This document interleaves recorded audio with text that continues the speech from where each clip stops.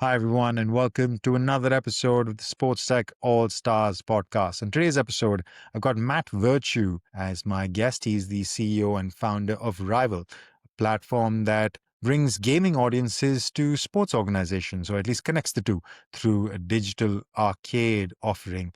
Really interesting product, and one that I think will be especially interesting to anybody who wants to find different ways of connecting gaming audiences with sports communities, or finding the intersection of the two. It is part of this big trend where we're trying to tap into younger audiences, teens and tweens, because we know that they spend so much time gaming, but it's not just them. It's audiences across ages, median ages of 26, 35, and in their 40s as well, who spend a lot of time gaming, who are also sports fans. How do we bring those communities together and also tap into some really interesting monetization opportunities for these sports organizations? A really fascinating conversation on a hot topic, gaming and sports. Go check it out.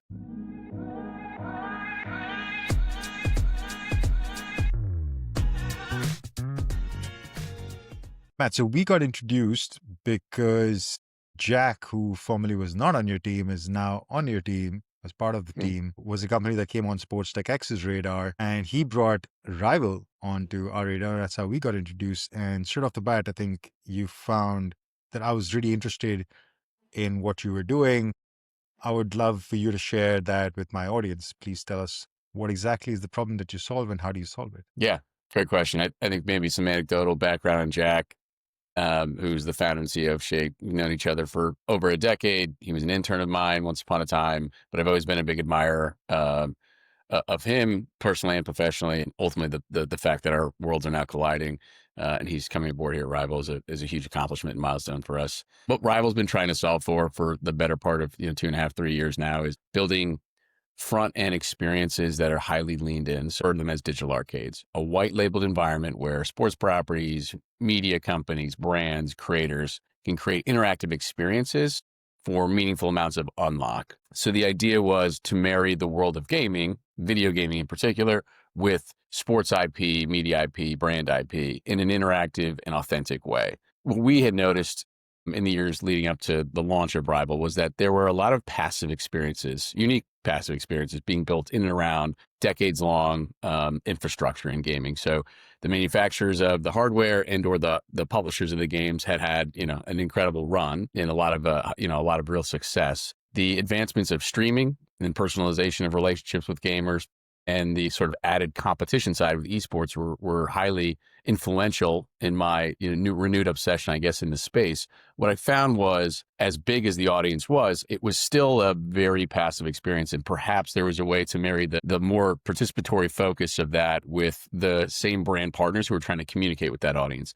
Do it in a way where you don't have to reorient them around doing what they're already doing. 99% of those that are watching games like to play. Perhaps there's a way to elevate that experience where they can play in communities or environments where their shared passions align. So that was sort of the idea of the business. And so far, we found that seems to be resonating quite well with these partners who maybe have a natural curiosity or even are well read on the space, but haven't figured out where the target entry point exists. So having this kind of owned opportunity to leverage Rival's technology as a first move is I think, a well-positioned play for us at the moment.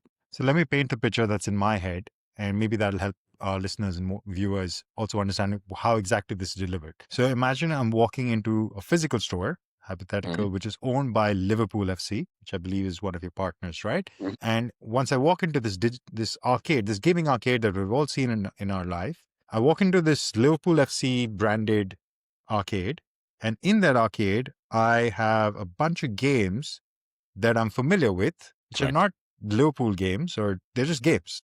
Any game, from whether it's FIFA, whether it's Fortnite, CSGO, League of Legends, whatever game, and I can play any of those. But this is a store by Liverpool. So essentially, the community that you're bringing together, who's most likely to visit that store? Liverpool fans and Liverpool connected people who have some sort of affinity. Either they do or their loved one or whatever. And they're the ones walking into the store. So the moment I walk in, I see people also playing the games that I'm connected to. I know I have an inherent commonality with, or some sort of common ground. And then we go into this other experience which we also have another common ground on, which maybe we share a game or I get introduced to something, but all through the sports organization. So for the sports IP, for the sports rights holder, they are bringing together people that are within their communities or ancillary to their communities under one roof through games. And why that's especially important is because that's what kids do now. Everybody's gaming. And That's right. that's the access point that Liverpool can present their name and brand and logo alongside these games and vice versa, right? That's right.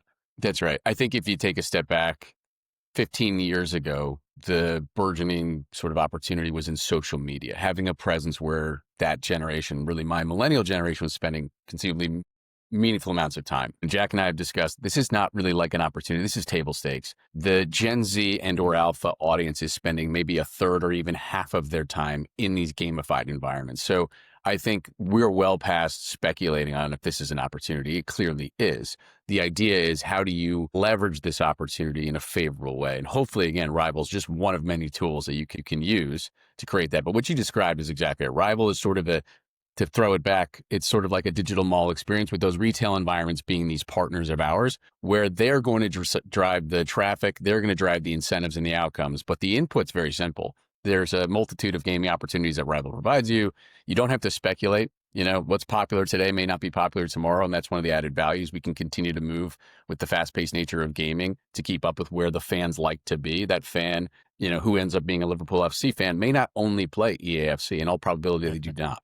So you want to make sure you have as broad an aperture to reach these fans. And so hopefully Rival can create that environment. What Liverpool does have is the organic marketing channels across their socials and CRM. To the extent they want to put paid or work with creators, et cetera, they can do that. And then they have real incentives. So inventory for days, they have tickets, merchandise, money can't buy experiences, sponsorship good. There's a lot that draws in both a localized fan base and an international one. And I think that's critical here. As sports organizations in particular and brands look to scale their businesses, efficiency across borders is important. I think what slows teams down historically in trying to reach international audiences, like getting local or international media rights, can be pretty dense. It's a challenging red tape process. Gaming is ubiquitous. It's pervasive. It's global. It's across a whole, 190 plus countries. So if you're going to create the environment, to so to speak, the Field of Dreams analogy works. If you build it, they will come. If Liverpool fans in New York or Liverpool fans in Singapore have an attachment to gaming and or fans of Liverpool, this environment is for them. And I think that's what we're finding. Many of our partners are speaking to users across many countries, but they also have the added advantage of being able to localize very specific activations if they so choose. So it's not to displace those local fans in the area as well. And just a word on the power of this gaming, not overtaken, but it's just ubiquitous, right? Everybody is gaming. Forget age groups. I mean, a lot of my friends, I don't game that much anymore, but I spent a lot of time in my teens and early 20s gaming. A lot of my friends still game very actively on their PS consoles, and this is in their late 30s and 40s. So this is not just the kids, by the way. This goes across generations. My question. It's a great point, if you don't mind me jumping in there. So one thing that really I was taken by in going through a lot of the research from Newzo and Anzu and all these sort of great, third-party resources for information on gaming, the median age of a global gamer, of which there's about 4 billion, is 35 and a half years old. So that's a critical piece of information, as you mentioned, because there is discretionary income in gamers. These are fathers and mothers and adults now. So the density of gaming is the opportunity. You can communicate with folks who are probably, well-endowed fans of yours or customers of yours who have the capability to spend, but you're also communicating, at least with our platform that's COPA and GDPRK compliant, with 13 and up. So you're going to build long-term value with future customers, but you also have an opportunity immediately with those who are already spending. So it's a great call out, just to be clear, because I think when we talk about gaming with potential stakeholders or, end customers, you immediately sort of think about teens and tweens, and there's a real reason for that. But at the end of the day, there's a lot of working professionals who spend a good chunk of time gaming as well. And that's the point. It's not just about the kids. That's exactly the point I was making. And then to go to the follow-up question, which is that I think sports organizations are increasingly, or any sort of rights holders, increasingly realizing this, and anybody who has it is significantly behind the curve, right? So how easy, or how has that conversation evolved for you since Rival was launched a couple of years ago to now? Is there still an education to tell us, a potential client, hey, you need this, or it's more, guys, we're the ones to do it, let's just go? Yeah.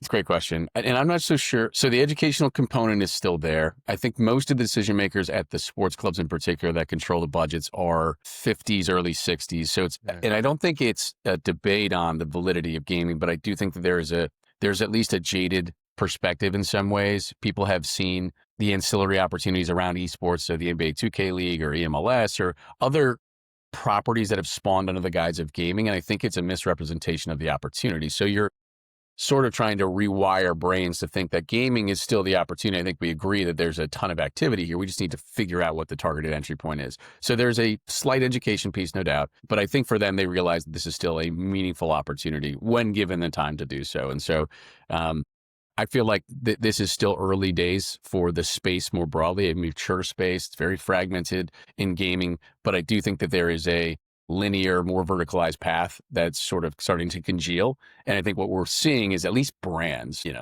the international brands are spending a healthy amount, and you're seeing some really compelling casework come out of that. So that is to our advantage. On the team front, where you have to find some, distinguishing point of commentary to get them excited is where can ROI be built around this and how fast? And I think that's really that's the language of the team. So for us, I think there's a couple of things. The zero and first party data capture through the experience is meaningful. It powers CDP. They can attribute a lot of the then spend, opportunities to retarget market. All of those things are great. One element of the platform that we haven't discussed yet is sort of the loyalty concept, which is we learned very quickly that if it was a binary outcome, winner and only losers, eventually you would see healthy amounts of churn within these communities. So the idea was to build an innate infrastructure where you can actually track engagement and activity and personalization of information sharing to elevate or accrue points of value or a currency of value you can then spend with that club. So the idea for the user is I'm being rewarded for my time and participation first and foremost with the opportunity to win things. And for the team or the brand, the idea is that you're going to move them down the funnel by unlocking value and then spending it with you. So that flywheel will continue. Play, earn, redeem, play, earn, redeem. And you're not asking a lot of them. You're meeting them where they are in an organic and authentic way. They're getting the chance to compete, in some cases unlock real prizes, but ultimately over time, they're really gaining something of value that they can spend. And I think for at least the next generation, discretionary income has been lacking, I think, relative to generations before. So it's a great opportunity to upsell and elevate. You like any sports property. As soon as you can get them in the venue, the repeat behavior to come back is that much more likely. And so we're seeing some great metrics around that. Last piece I'll share, as the community itself scales, there is a very unique opportunity to make this a digitally owned asset for the corporate partners. And I think that's a big talking point as well. So our view is somewhere between 9 and 15 months is where you'll start to see the ROI calculus work out to break even. Ultimately, this is a hopefully multi-decades long relationship where it compounds on itself and there's a real profit center being built around this like gaming infrastructure. So we're on our way. We have a couple of customers I can reference who are doing it very well, but that's the beauty, I think, of the sports space for us is they have organic and cheap means of marketing to mass audiences. And secondly, they have incentives and inventory that really drives a lot of the value creation here. So excited to keep working with those orgs. And I want to come to the success cases in just a sec, but also to establish that this is not some revolutionary new behavior that you're trying to tap into. Gamers go to digital arcades all the time. They're consuming this content or they're accessing their gaming content in this format. What you're changing is that the arcade that they're entering is by the sports organization, That's right. by the community owner, let's say. Mm-hmm. And so the community owner is providing them access. So, hey, instead of going to the place that you've always going, come through me, because if you come through me, you earn some points on your gaming, and here's take that, as a couple of bucks off on the shirt that you buy or on the next game ticket or whatever. So there is inherent some additional incentive because of, as you mentioned at the end, the additional inventory that all these sports organizations can provide. So it really feels like a win-win across the board. Last one, before I come to the success cases, talk to me about the role of the game itself in what it plays here, because we heard a lot about the benefit of the fans, heard a lot about the benefit to the sports organizations or the rights holder. How incentivized is the game provider to bake into this pie? Or again, from my understanding, this is also already a kind of well-established ecosystem for them. So they have open APIs. Hey guys, go play with it. So it's not like a big barrier to entry or something. That's right. So with respect to the publishers, they provide what are called community guidelines. So there are certainly stringent rules in which a partner of ours can operate this gaming ecosystem. You can't just do what you love. For example, you cannot put $1 million in prizing and not expect the publisher to say, hold on a second. There are certainly constraints to where we participate in this sort of ecosystem. That's a limitation we're not comfortable with. there's a litany of other things, but that's one of the services that we provide, is keeping people on the straight and narrow of what publishers allow. It's critical to note that we do not provide some sort of license pass through. An end user of this community has to own the hardware entry point for the activations being run, so PC, console, or mobile, and then any game title we run has to then be owned by the gamer themselves. So we are not working around these publishers to take away from the transactional value they've created with these customers. In some cases, in the conversations we've had with all the publishers, we're providing some value. So you mentioned Liverpool FC. When Liverpool decides to run 2K game titles and use the marks to promote to their fans, it's free earned marketing for that game title. In some cases, it leads to new transactions of that game. So I hope that we're looked at as added value to the publishers to create more marketing infrastructure extensions without having to work through deals or even get the teams to kind of do the dirty work for them, or the brands for that matter. Over time, I do see unique opportunities to work with both our partners and the publishers to create more integrated value. We see that now with New Balance. They have a deep and dense relationship with Take-Two, so they're able to actually embed those APIs, use the content in-game, or use the post-production content of the streams themselves and repurpose that content to tell a story. So there's definitely a marriage that can exist between publishers and partners of ours. But to just get this off the ground, this low lift, low tech, low cost solution doesn't have to come with the red tape of working the publishers. You can going back to your educational component to this, you can crawl, walk, and run. And once you see the opportunity to work with specific publishers, you can dive in. So I think that, we hope that we play kindly in the sandbox with everybody and definitely see the publishers as partners in this journey long term. Exactly. You don't have to go chasing behind a Riot or any of these gaming studios and say, hey, can I put my logo next to yours? No, this ecosystem is already in place. Once it gets to a certain scale, then you can open up that conversation, whether it makes sense for you and for them. Okay, cool. You mentioned Liverpool. You dropped another name there, New Balance right now. Walk me through it. Talk me through, maybe apart from these, or maybe dive into these deeper as you prefer, some successful use cases, because I know you have a few. Yeah, that's right. So New Balance is certainly the foremost and most important brand partner we work with at the moment. The Pistons, Detroit Pistons, were our first customer, so I'll give a nod to their successes because they've done a great job of prioritizing this platform. So we say they're effectively 3 Ps. There's promotion, there's programming, there's pricing. Those are sort of the things that club partners that we work with have to think about. On the promotional side, most, if not all, are very tactical with how they use efficient marketing dollars to promote. We've talked about the socials and CRM or in-venue promotions. They have a really cheap way to get this out to the masses. So what you'll see is when the Detroit Pistons, who refer to their gaming community as Motor City Rivals, launch, they'll have a mass awareness campaign across those channels. You'll see zero spike to thousands or tens of thousands of customers. At the moment, 2.5 years in, they're a little north of 20,000 uniques in the platform. So they've done a great job of building that scale. They are diversifying huge amounts of programming. So they started tip of the spear with 2K, but they've played everything from quick hit mobile games all the way down to the densest console games. So you're seeing a lot of diversification of this community. 71% of that community is net new to the CRM. So that was a first big unlock or a milestone for them in the first year. Second to that, they've now pushed these users and attributed down the funnel about 200,000 plus in either single game ticket or season ticket purchases. Median age of the users on the platform is 26 and a half years old. So they're speaking to a younger audience, which is great. And now finally, going into this season, they're going to have an entitlement partner in Rocket Mortgage. So going back to what is the important markers for the organizations? I think it's great to create an added value front-end experience. We survey the end users. They love it. They love that the Pistons are meeting them where they are in an authentic way. They get to game amongst the IP and find value in that. I think that's great. But ultimately, the clubs will say there has to be a return to this eventually. And I think finally, we can talk through those 3 markers and say, hey, not only is this providing value, I think ultimately this is going to pay for itself and then some over time. So they've done a great job, but it does take, some level of commitment and prioritization to get there. And going back to where challenges, exist or persist with us, sports clubs have a lot of marketing initiatives every year. So we have to make ourselves the prominent fixture that they need to, continually focus on. So kudos to our customer success and client services team. They do a great job. Initially, I would say hand-holding in some regard, but ultimately just making sure it's clear. There's a real opportunity here in building and embedding relationships with those decision makers. But they've been a stalwart. They've been a great partner of ours. And I think the storytelling with them and their ability to weaponize that information, speak to peers in the space has been great for the potential opportunity for scale from here. One of the favorite things that when I talk to founders is that a good client is not one who just pays on time and then disappears. A good client is one who uses your product. Actually, derives whatever value that you're trying to put out there. because unless you use it, you don't know whether there is any value in this thing or not.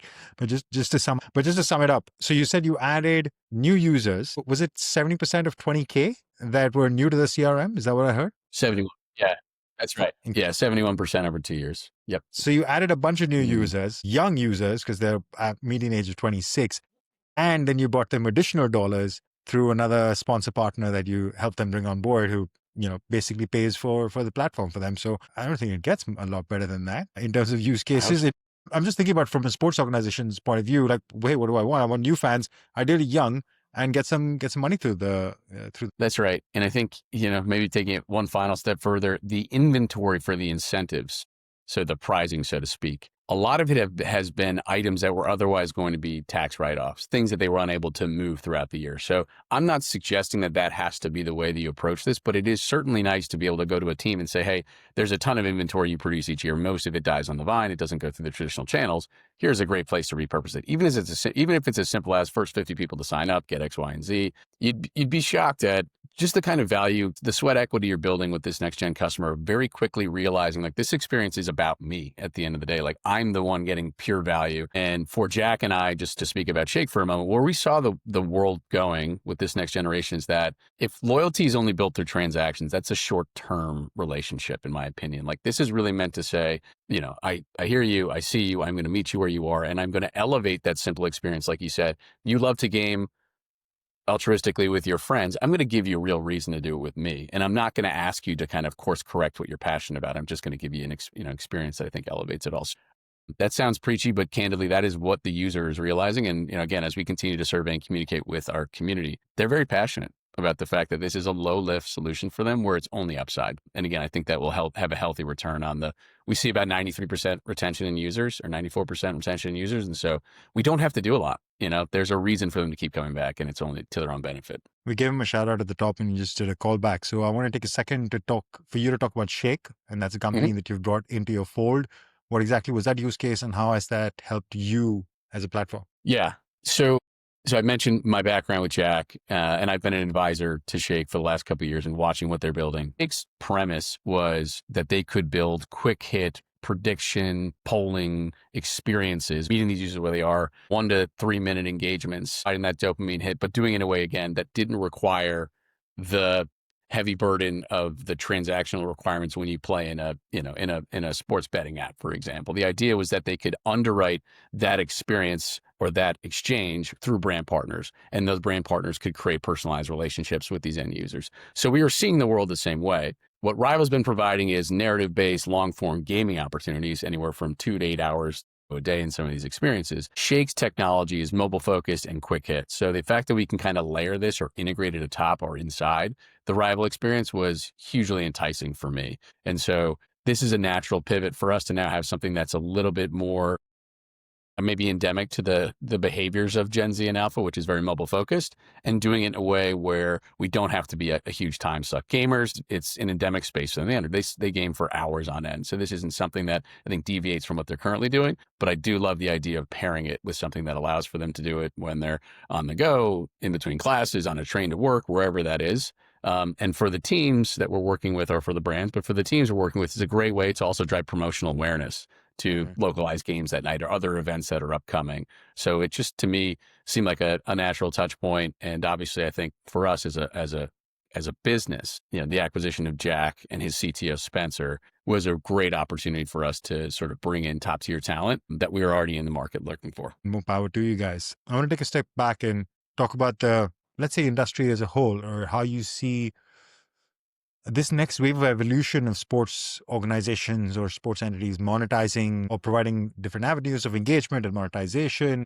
Are there any particular trends around this area, either something that you do directly or maybe something that you're not tapping into right now or plan to in the future, that you're like, hey, actually, there's something happening here, either in terms of new digital products or new ways that I'm seeing organizations trying to interact with fans, that there is something that's there and we should double down in that area. Yeah. Spend some more time there at least. Yeah. So I see there's a couple, I could probably go on for a while. I think the emergence of like creator-led experiences is really unique to me. So I'll speak to like a property like Unrivaled, for example. We live in a digital world. That is the space that we're in. the occupation of that world is a digital avatar. Like that to me seems like the unique opportunity. And I think taking that a step further, that's where the owned opportunity should live for sports properties. There's usually an intermediary between a lot of the touch points, whether it's second and third party ticket providers or the media rights holders. Like there's a way to create digital ecosystems that speak one-to-one to your fan. And, I think these creator-led opportunities also speak to the fact that there's efficiency to those marketing dollars to drive scale and new audience capture. So I'd say that's a trend I'm very curious to keep seeing. I think AI personalization within those environments seems natural. It's very easy now for us to sift through information and create personalization that will only better reinforce the model of who these consumers are and who these fans are. And I think, again, the globalization of sport has created a unique opportunity to speak to fans all over the world. And it's my sort of like hard-headed belief that this digital ecosystem is the pathway to do that. And the erosion of content or linear-based broadcasts of these games is challenging, but it presents a lot of opportunities. And I think that there is a real opportunity to use this, again, this digital ecosystem of leaned-in engagement as that new pathway to fandom. So there's evolutions, every couple of decades, there's new opportunities that present themselves. Fragmentation of media rights started in the 90s into the 2000s. But there's not, this shouldn't be super daunting in my opinion. And again, I'm hugely bullish on what this kind of digital ecosystem looks like to sports teams. And I think hopefully they are starting to hire accordingly. They are really more tech platforms at the end of the day with a really cool product that has content extensions from it. I think it's just, for me, I completely agree with what you said. I think for me, it's the evolution of how sports is consumed and the formats that are consumed most That's right. versus what's popular. And sure, there are shorter forms which will get a bit popular, but don't forget, everybody talks about only the shorts, but long form content is getting consumed probably now in numbers. I mean, there's a reason that series is on Netflix are more popular Fantastic. than movies. People want 8-10 hours of that thing, of that That's story, right. not 1.5 to 2 hours. And that, I feel like that gets ignored. So it's almost like with sports, yeah, okay, you can't watch something for 6 hours, but there's something in that story that I want to watch, and I want to watch more of it in different ways and different formats, but That's allow right. me to do that. So I mean, it's just a really, you mentioned the sports rights thing. We've had guests on this pod talk about it and the evolving, the fragmentation, the consolidation of the media Mhm. rights landscape. It just presents opportunity after opportunity because at the core of it, the audience is there and they're not going anywhere. Yeah. And I think you almost have to come to terms with the fact that your product, which is a sports club's media rights opportunity through streaming or in venue, second screen experience has to be investigated fully because Yeah. people are addicted to their mobile devices. That's not a sports statement. Sadly, that's a consumer statement across the globe. And so you have to figure out how you can be present across both. And again, that sort of speaks to like this digital arena that does not have to be a replacement for, but I think an additive supplement to. So again, hopefully that's exactly what we are. We're not trying to take away from anything. We're, if anything, trying to drive awareness to the core business that in the infrastructure they've invested in over multiple decades. But I think that's the reality, is that the devices are an extension of the people's, and you have to have some sort of presence there. And ideally, it's an owned presence, not a rented one. So again, that's what we're focused on. Last one there, I think EA Sports is already doing, right? EAFC already streams MLS games within its format. Now you could do it coming through Rival to go and watch your MLS game, for example. Like there are so many interesting intersections because you play EAFC on Rival, so I could go watch the stream. There are some really interesting ways that you can access audiences and meet them where they are. And I think that's the big I difference. think that's right. And that, that EA experience we've already seen from Fortnite and Roblox and Minecraft. Like there used to just be a sort of a narrative, a linear path through video games. You would try to ascend through the levels to get to the completion point to effectively find victory. What you found now, and during COVID, there are some interesting studies on this, is there are generations of people who go to these digital environments to just communicate and socialize. There's no unlock there. So, truly, this is where, however you want to frame it, a digital extension of themselves lives there. And so having a presence there is critical. To your point, what else can you do to just move them through these experiences where it has some business kickback? And again, just be mindful of, I think, like not invading the space. Don't try to, I don't think traditionally advertising in the space has the unlock that you're seeking. I think there has to be clear and obvious value creation. And this is a multi-decade type investment that I see for the future. But the EA example is brilliant. I mean, you already have very likely probable soccer or football fans in that environment. Why not move them one level down to let them consume the game itself? It's brilliant. Yeah, absolutely. Speaking of the future, Matt, what's coming up? Walk me through what the next 12, 18 months looks like at Rival. Is there a call to action? Are you fundraising? Are you hiring? What can listeners tap into? So So I think both. So we're in the process of closing our first seed round, expecting to close that end of October, raising 3.2. So this will be the first big capital in. Use of proceeds is to grow the team slightly. Sorry, raising 3.2, just to be clear, that's $3.2 million, right? Correct. $3.2 million. This will be the first money into the business since inception, which was March of 2024. We're acquiring Shake, which is Jack Kingsley's business. A lot of the fourth quarter will be focused on the tech integration side, and then hopefully turning the quarter into 2026 and really unleashing this new product onto existing customers, but ultimately new ones. Path to profitability to me is the critical, sort of next milestone. And we're targeting late Q2, early Q3. From there, we kind of control our own destiny. But the real opportunity for Jack and myself, who have spoken about this ad nauseum, is that as much as we're speaking about the enterprise customer, and there's a ton of value there, the real unlock for us is the end user. So this will be a B2B, B2C business over time. Using enterprise as a growth hack to convert net new users for no cost is a big part of our business model over time.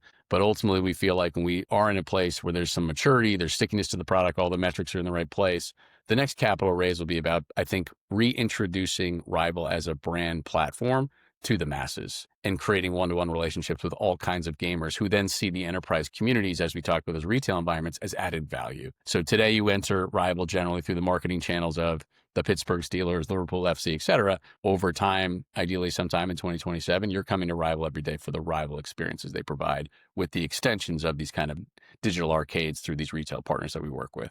So we're very much heads down on that, but excited about the opportunity that's in front of us and executing on the nuts and bolts of getting and building a foundational business that can, extend itself without additional capital is the first, I think, tranche of focus. Second to that is hopefully seeing just a large amount of unlock with these really forward-thinking organizations like a New Balance or the Pistons or Los Angeles Rams, et cetera. There's a lot of organizations that are thirsting for new opportunities, not just revenue channels, but real fan engagement opportunities. And I think that's going to be a really topical thing at 26 is like digital fan engagement, the evolution of where this goes. AI is certainly sucking up a lot of the air, but all of these things sort of like center around AI as just an added value tool to this digital engagement ecosystem. So super excited about what's ahead. I'm excited for it as well. It's a powerful vision.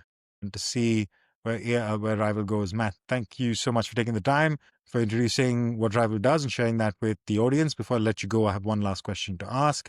It's the one I always end our recording with. I want to know, what has been your favorite sporting moment? Ever. As a fan, as an athlete, in whichever way you want to take it. Man, such a tough one.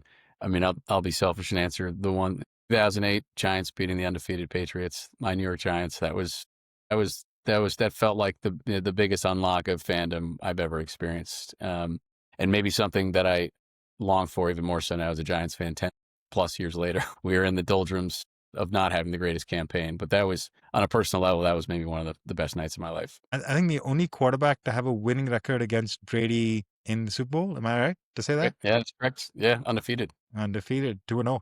Fantastic, Matt. That's a nice shout out. Again, thanks for taking the time. Look forward to hearing more about Rival. If somebody wants to reach out to you, I guess drop your email and your LinkedIn in the show notes so you can keep an eye out there. Thanks, guys. Thanks for joining. See you guys soon. Fantastic. Thanks, Ron. All right, that's a wrap for another episode. Make sure to go check out the very cool product that is Rival. Again, all the links in the show notes. What we have coming up, more on the series. By the time you'll be listening to this, our Sports Tech VC report should be out or coming up soon, one or the other. Go take a look at that on our website. See you guys soon.